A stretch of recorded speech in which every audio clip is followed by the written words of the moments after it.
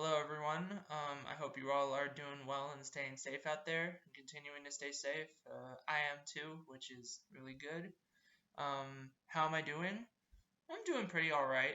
I recently celebrated my birthday almost a few weeks ago, so that was really cool.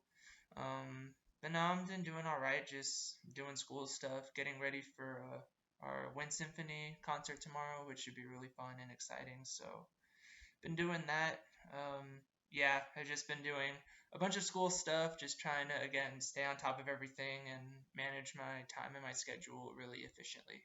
So yeah. So tell us a bit about your assigned composer. So let me get that up really quick. So the composer that I decided to do research on was Johann Brahms.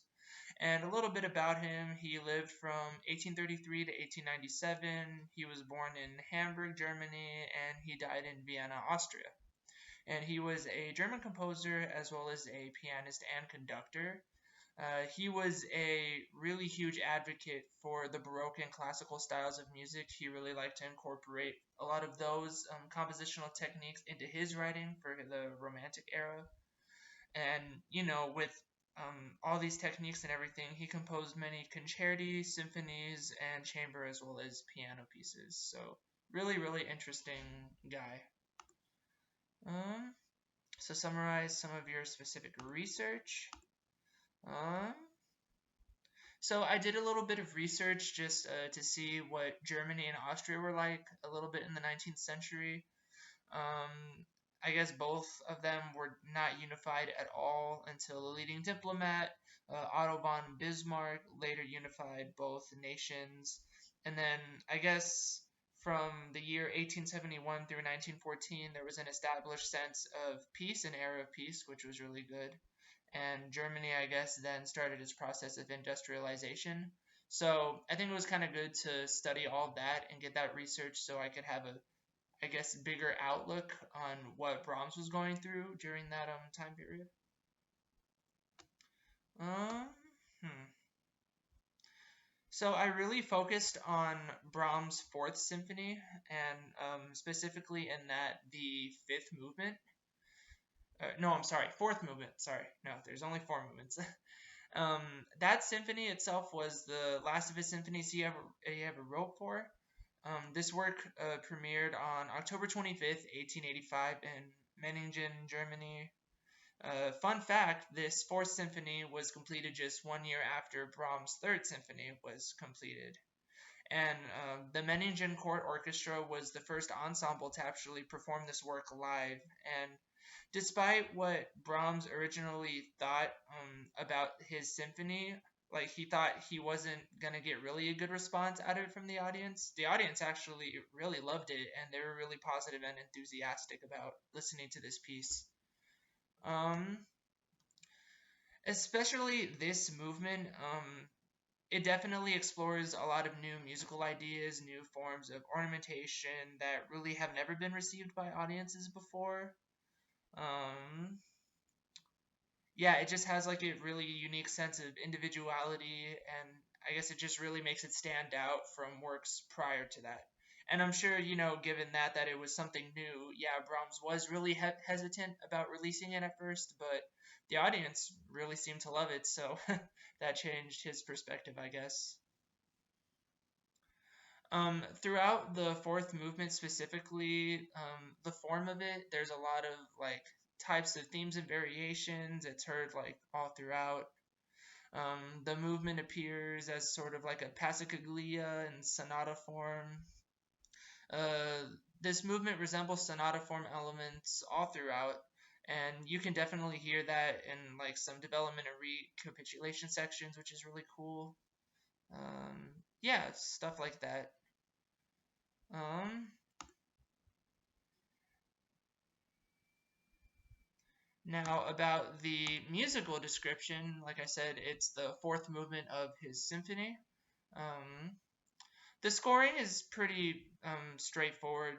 A lot of like the wind instruments and the percussion and strings. The rhythm is an overall triple meter feel, many passages of 3/4 and 3/2.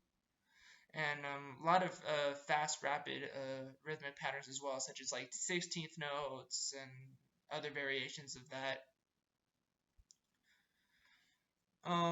The melody, for instance, they could be heard in the form of chorales as well as in different variations heard throughout the different instrumental groups of the ensembles, I guess just going back and forth with each other.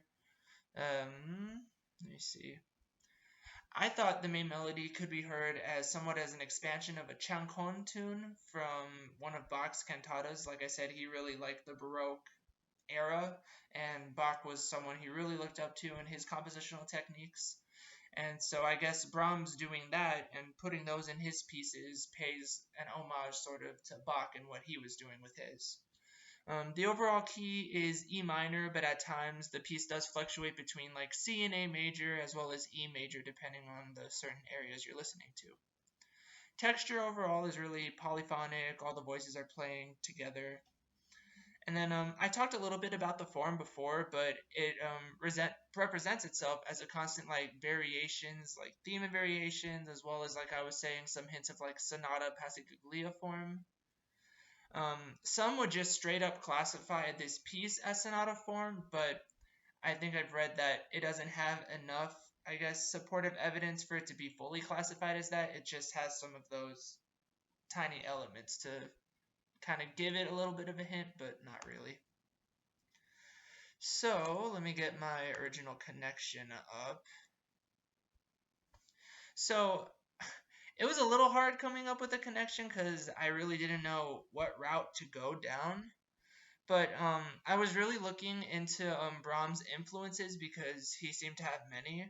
And aside from people of like the classical and Baroque era, one influence he had was Wagner, and most likely due to Wagner's great compositional techniques of incorporating like leitmotifs in his music and making each voice stand out in its own unique way in the music. Brahms had definitely incorporated that into his works, and I guess that's what adds to makes it more unique. And each voice has a sense of purpose, I guess. And then I made a connection to the music of John Williams because a fact that I learned was John Williams actually looked up to Wagner as well and really gave Wagner props for, again, like using leitmotifs in his piece. And I guess pertaining to movie music, it really helps pertain to a certain character, giving them more purpose and more value, I guess. So that was my connection that I made. It might not make sense at first, but it made sense to me. So I hope you all understand it too, where I'm coming from. Um, Other than that, that is about it. I learned quite a lot about Brahms that I never had before, and he really intrigued me because I know he wrote a lot of, like really great symphonies and really good horn parts in those symphonies. So that's what kind of drew me to want to learn more about him. And I think I did pretty decent amount of research, and I hope you guys learned a little bit more about Brahms as well. I can't wait to see the rest of y'all's videos and continue to stay safe out there. Bye.